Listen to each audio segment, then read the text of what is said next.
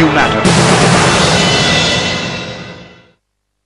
From the headlines today, Budget Epicenter, you're watching Electionnomics 2013. Paranjoy Gua Thakurta is joining us in the studio. Sanjay Jha of HamaraCongress.com is joining us on this broadcast in Mumbai. We're also joined at this time by Kiran Mazumdar-Shaw of Biocon. But I first want to go across to Ankit Tyagi, my colleague. He's outside Mr. Chidambaram's residence, and some experts were linking him yesterday with Sachin Tendulkar, saying that he steps out to bat, bearing the expectations of 1 billion people, and each of those billion have their own expectations. What's taking place at Chidambaram's residence? He's up early in the morning. Has he gone out for his regular walk, Ankit?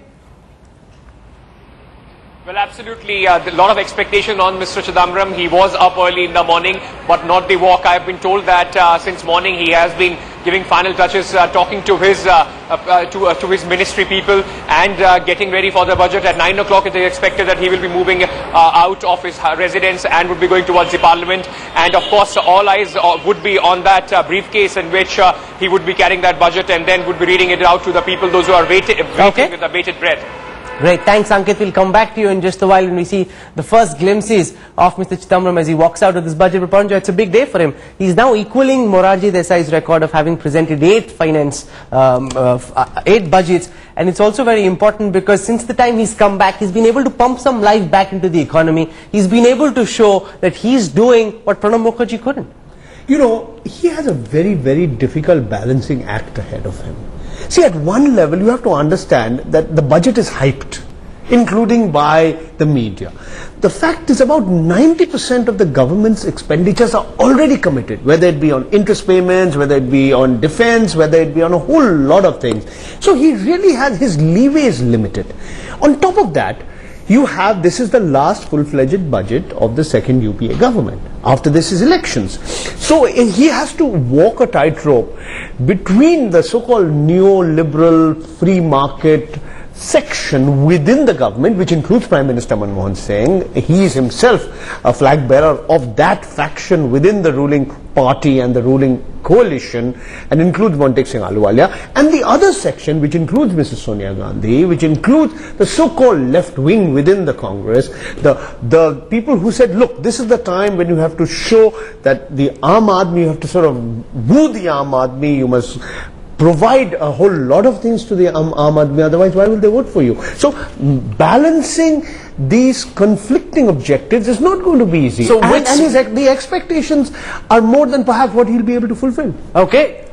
Which side will win? The populist side or the pragmatic side? He's trying to ensure that more and more of the Aam Aadmi vote for him, feel connected with the Congress party. He also, Mr. Shaw, has to try and ensure that investor sentiment revives. Do you think he'll be able to walk this fine balancing act? What do you think he'll be able to deliver which could see the sentiment pick up even more?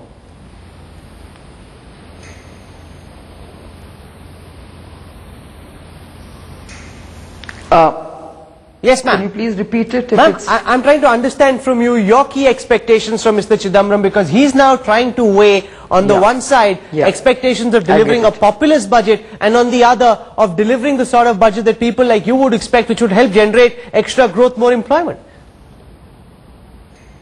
Yeah, knowing Mr. Chidambaram, I think he is going to certainly come up with innovative ideas to really address both these sides of the economic equation.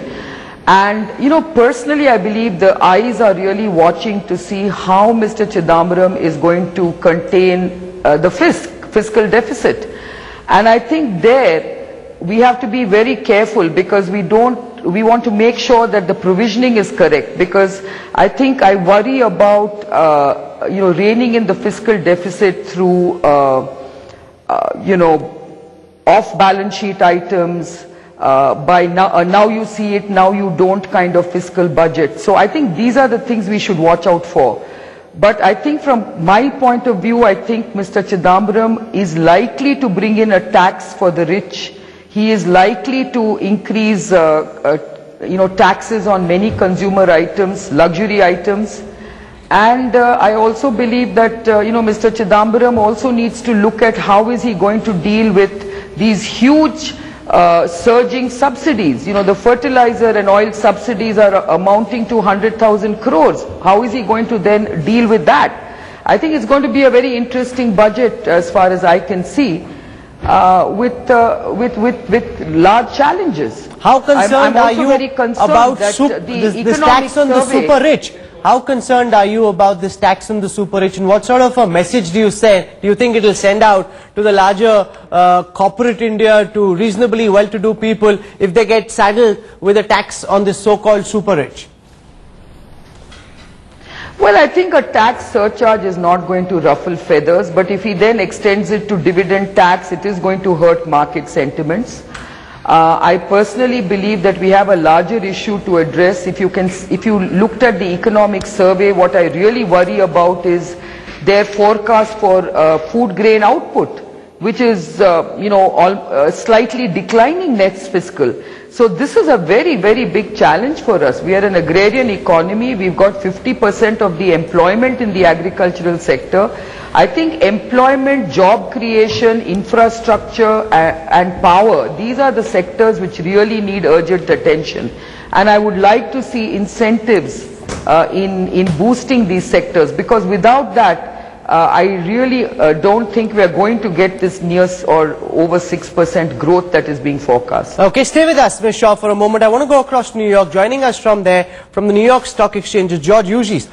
He worked very closely with the New York Stock Exchange, and I want to understand from you, sir, your key expectations. Looking at the India story, the way it's been faltering, what would you, as someone who tracks the Indian economy very closely, expect Mr. Chidambaram to deliver?